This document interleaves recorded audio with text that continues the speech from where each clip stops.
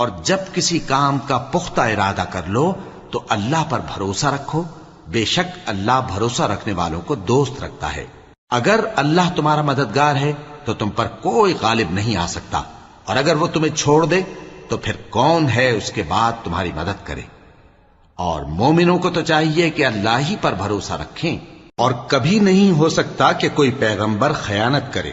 اور خیانت کرنے والوں کو قیامت کے دن خیانت کی ہوئی چیز اللہ کے روبرو لا حاضر کرنی ہوگی،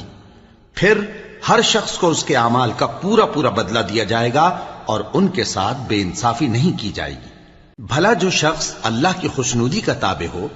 وہ اس شخص کی طرح ہو سکتا ہے جو اللہ کی ناخوشی میں گرفتار ہو،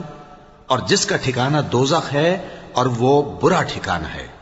سب لوگوں کے اللہ کے ہاں مختلف درجے ہیں، اور اللہ ان کے سب اعمال دیکھ رہا ہے۔ اللہ نے مومنوں پر